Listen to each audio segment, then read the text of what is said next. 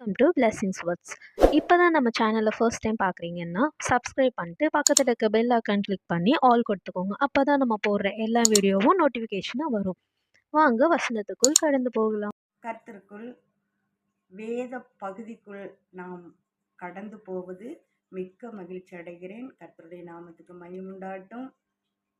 ஒரு சிறிய பாடல் ஆண்டவரோட கூட பாடலாம். அலைகள் மேலே படகு ஒன்று ஆடி அசைந்து செல்லுதம்மா, நாடு துறைமுகம் சேர்வதற்கு நாதன் நேசிதில் உண்டு அம்மா. அலைகள் மேலே படகு ஒன்று ஆடி அசைந்து செல்லுதம்மா. ஆமீன். கர்த்தருடைய நாமத்துக்கு மகிமுண்டாட்டும். கடல் அலை போல் நம் வாழ்க்கையிலே நாம் கடந்து செல்லும் போது கர்த்தருடைய கிருபை இரக்கம் நம்மளோடு இருக்கும்போது மட்டும்தான் நம்ம அந்த அலைகளை விட்டு தாண்டி போக முடியுங்கிறத குறித்து நாம் இப்போ பார்க்க போகிறோம். நீதிமொழிகள் 1ஆம் அதிகாரம் 8வது வசனமும் 9வது வசனத்தையும் நாம் வாசிக்கலாம். எடுத்தவங்க எடுத்து வாசிங்க. என் மகனே, உன் தகப்பன் புத்தியை கேள், உன் தாயின் போதகத்தை தள்ளாதே. அவைகள் உன் சிரசுக்கு அலங்காரமான முடியும், உன் கழுத்துக்கு சரப்பணியுமாய் இருக்கும் என்று அவர் சொல்கிறார்.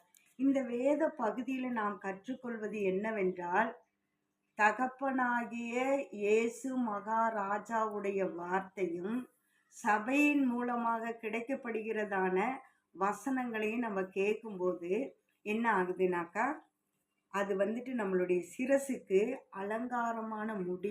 ஒரு பெண்ணுக்கு, ஒரு சபைக்கு முடினாக்கா வெறும் முடி மட்டும் இல்லை, அது தேவனுடைய கிரீடமாய் இருக்கிறது என்று பார்க்கிறோம்.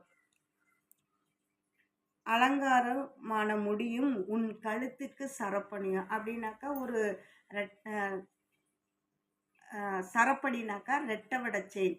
அது நிஜமாக நம்ம போட்டுக்கிறது அல்ல. ஆவிக்குரிய காரியத்தில் பார்க்கும்போது தேவனிடத்தில் நம்மளுடைய விண்ணப்பங்கள் போய் அவரிடத்துல இருந்து பதில் வர்றது தான் சரப்பணிங்கிறாரு. அது ஒப்பனையாக. உன்னத பாட்டை நாம் திருப்பிக் கொள்வோம். 4ஆம் அதிகாரம் 9வது வசனம். என் இருதயத்தை கவர்ந்து கொண்டாய் என் சகோதரியே, என் மணவாளியே, உன் கண்களின் ஒன்றினாலும் உன் கழுத்திலுள்ள சரப்பணியினாலும் என் இருதயத்தை கவர்ந்து கொண்டாய் என்று ஆண்டவர் சொல்றாரு. அப்போ நம்ம ஒரு 50 பவுன் நகை ரெட்டை வயடா செயினை கொண்டு போய் கொடுத்து ஏசப்பாக்கிட்ட எனக்கு